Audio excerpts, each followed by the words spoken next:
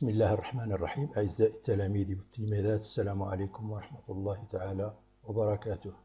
Dans cette vidéo, on va voir un cours sur la géométrie analytique dans l'espace, première partie, destinée aux élèves, première année bac sciences expérimentales et sciences technologies.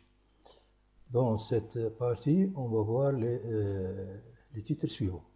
Repérage de l'espace, coordonnées d'un point et coordonnées d'un vecteur, et les conditions analytiques de collinéarité de deux vecteurs et vecteurs coplanaires, avec deux exercices d'application. Donc, pour le repérage de l'espace, coordonnées d'un point, on va avoir une activité avec GeoGebra pour déterminer comment on va déterminer les coordonnées d'un point dans l'espace. Donc, on va prendre de l'espace un point O et deux vecteurs IJ non collinéaires, un point O. Donc, ils définissent dans l'espace un plan unique, un plan P. Ils définissent un plan unique, le plan qui passe par O, et des vecteurs directeurs, les vecteurs IJ. Donc, on va construire ce plan. Voilà le plan P.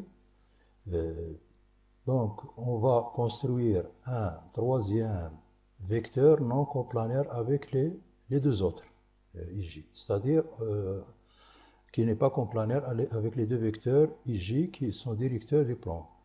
Le vecteur K est à l'extérieur du plan P. On trace l'axe OI, puis on trace l'axe OJ, et on trace l'axe OK. C'est le vecteur K. Donc on va prendre un point quelconque dans l'espace. Donc soit M, un point dans l'espace. Donc on va prendre un point dans l'espace, soit M. Donc voilà le point M. Donc on va tracer la parallèle à cette droite, à l'axe OK, qui passe par le point M. Donc il va couper le plan P en un point M'. Le M', il est dans le plan OIJ, dans le plan P.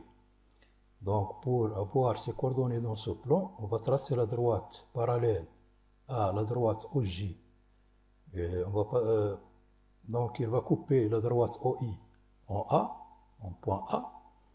Et on va tracer la parallèle à la droite OI qui va couper la droite OJ en un point B. Donc,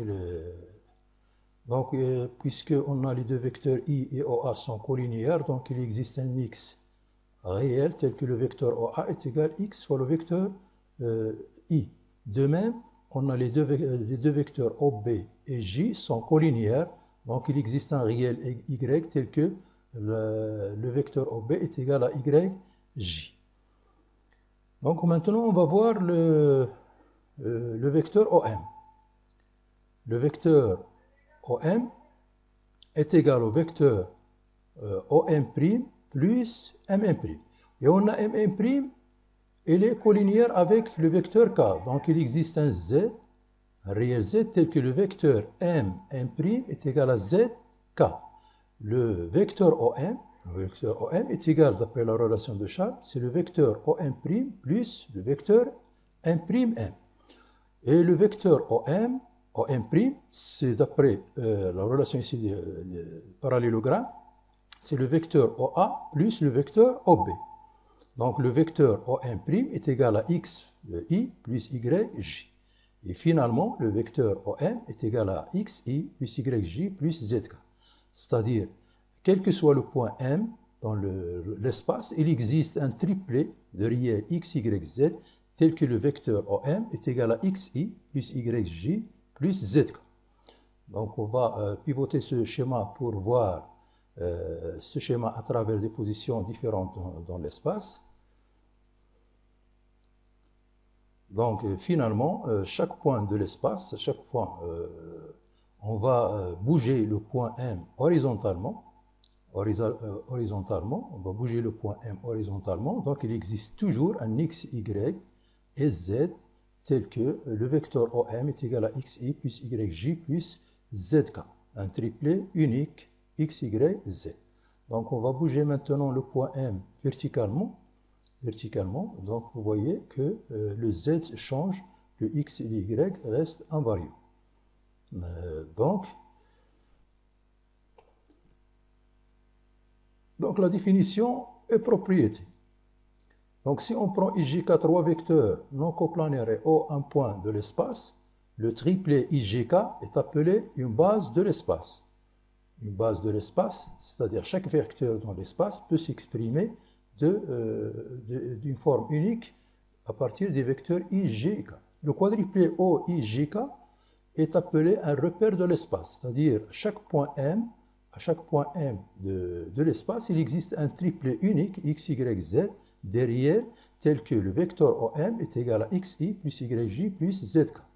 Et pour tout vecteur U de l'espace, il existe un unique point tel que le vecteur OM est égal au vecteur U. Donc on peut tracer le vecteur U à partir du point O. Donc il existe un unique point M.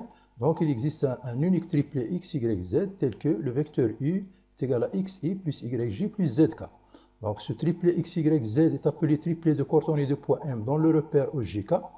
Le x s'appelle abscisse, y c'est l'ordonnée et z la cote.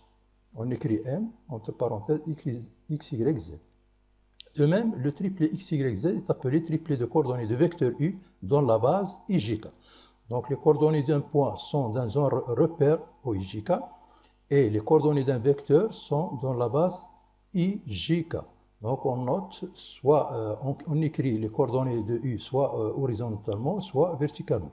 X c'est la première composante, Y c'est la deuxième composante et Z c'est la troisième composante. Bon, et petite remarque ici, pour définir donc un repère dans l'espace, qu'est-ce qu'il suffit? Il suffit de 3 vecteurs non coplanaires et un point. Ou bien 4 points non coplanaires.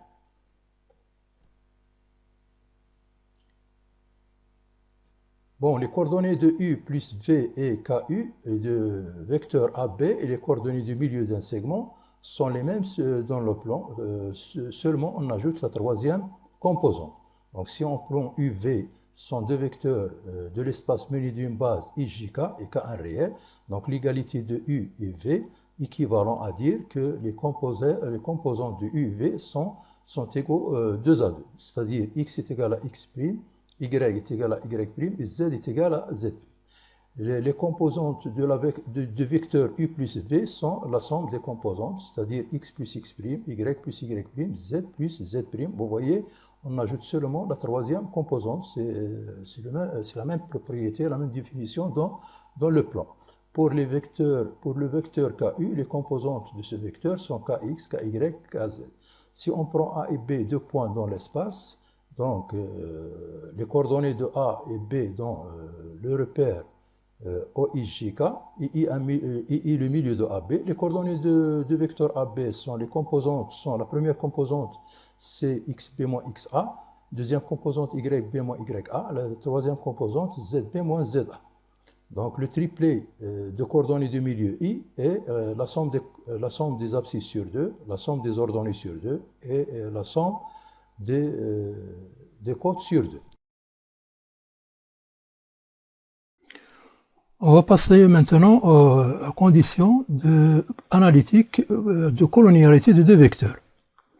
Donc si on prend U et V deux vecteurs, donc ils sont collinéaires, si et seulement si il existe un K tel que le vecteur V est égal à KU. C'est la condition vectorielle de la collinéarité de deux vecteurs. Donc ça veut dire que ces deux vecteurs, V et KU, ont même coordonnées. Ça veut dire que A', la première composante, est égale à la première composante de ce vecteur, c'est-à-dire KA, et B' est égal à KB, et C' est égal à KC. Ce qu'on a dans cette propriété. Donc U et V sont collinéaires si et seulement si les coordonnées des vecteurs U et V sont proportionnelles. Ce qu'on voit ici, c'est A' est égal à KA, ça veut dire que A' sur A est égal à K, et B' sur B est égal à K, et C' sur C est égal à K. Si A et B, C sont non nuls. Si par exemple on a A est égal à 0, alors la composante correspondante dans le vecteur V, A' est égal à 0. Si B est égal à 0, B' est égal à 0. Donc on a la propriété suivante. UV sont collinéaires si et seulement si les coordonnées des vecteurs U et V sont proportionnelles. On va passer à la propriété 2. Donc, A' sur A est égal à B' sur B est égal à C' sur C. On a ici trois égalités. La première égalité, c'est A' sur A est égal à B' sur B. Donc, ça veut dire quoi? Ça veut dire que AB' moins A'B, l'égalité ici, donc est égal à 0. Cette égalité n'est autre que ce déterminant. Le déterminant AB' moins A'B est égal à 0. Deuxième égalité, c'est A' sur A est égal à C' sur C. Ça veut dire que AC' est égal à A'C, c'est-à-dire la différence est égale à 0. Cette égalité n'est autre que ce déterminant AC, A'C, C'. La troisième égalité, B' sur B est égal à C' sur C. Ça veut dire que BC' moins B' sur B'C est égal à 0. Donc, on a cette égalité, c'est le déterminant BC' moins B'C est égal à 0.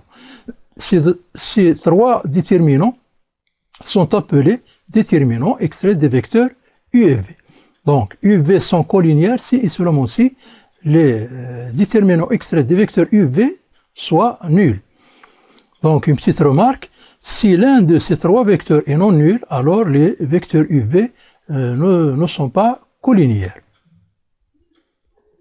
On va passer à un exemple pour voir bien cette propriété. Donc, on va prendre U de coordonnées 1, moins 2, 3 et V de coordonnées 3, moins 6, 9. On va calculer les déterminants extraits des vecteurs U et V. Bon, pour cela, donc, on va écrire les vecteurs, les coordonnées de vecteurs U et V verticalement. Les coordonnées de vecteurs U sont 1, moins 2, 3. Les coordonnées de vecteurs V sont 3, moins 6, 9.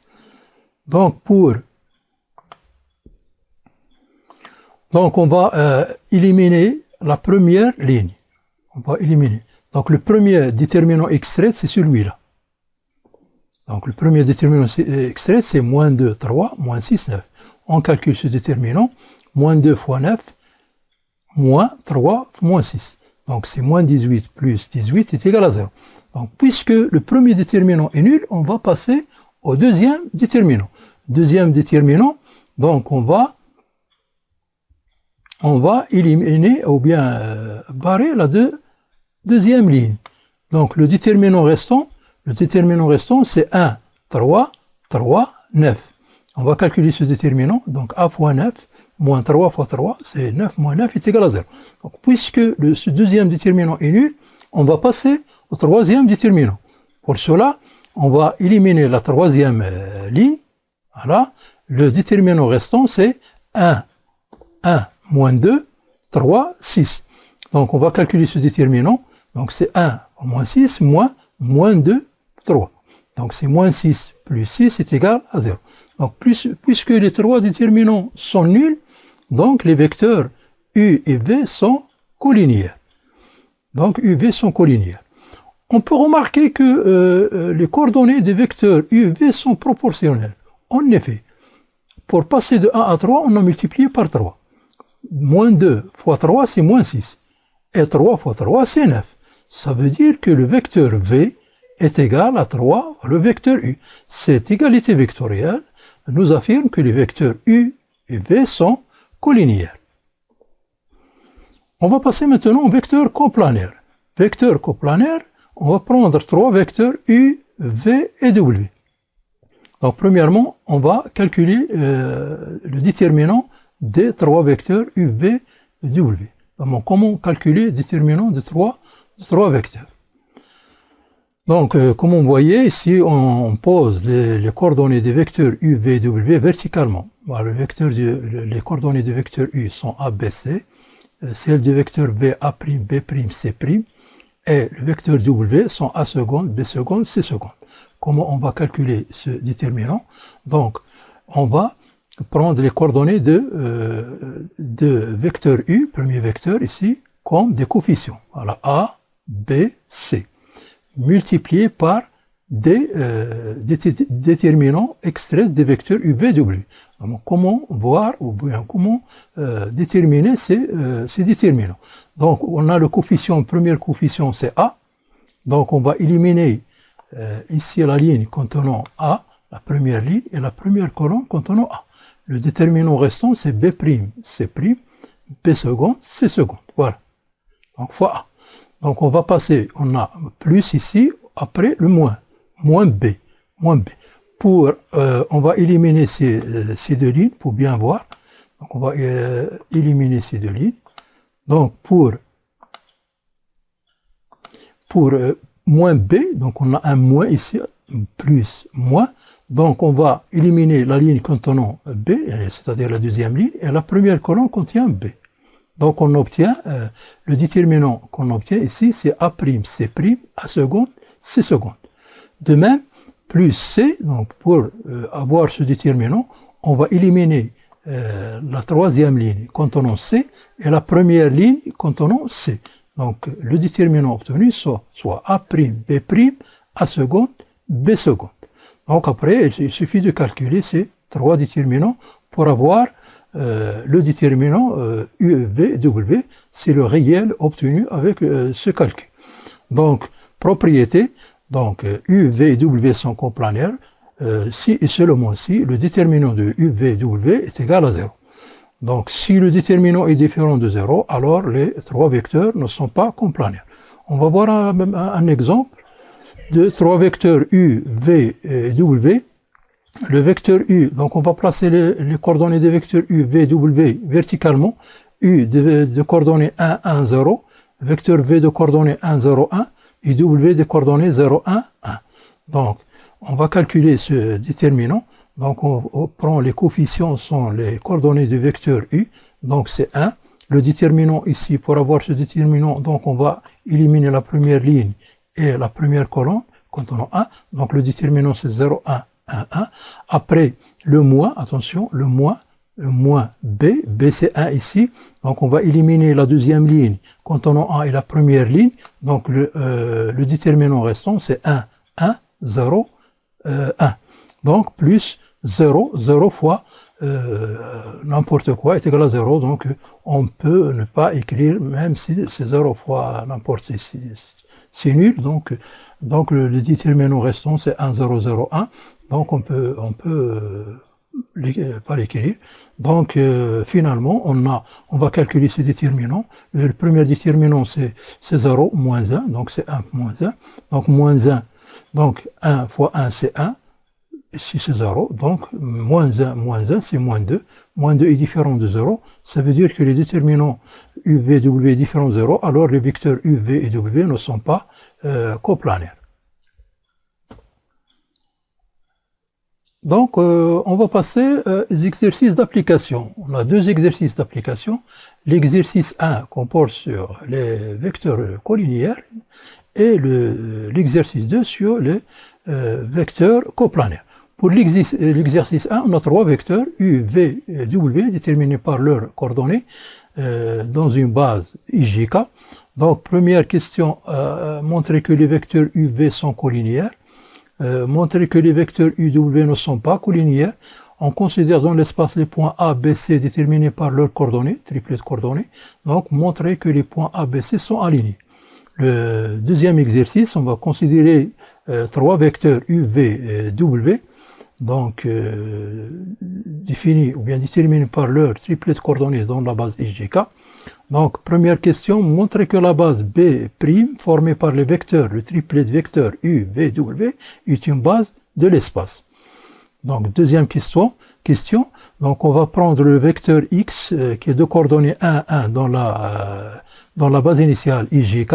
Donc, déterminer ces coordonnées dans la nouvelle base B', dans la base B'.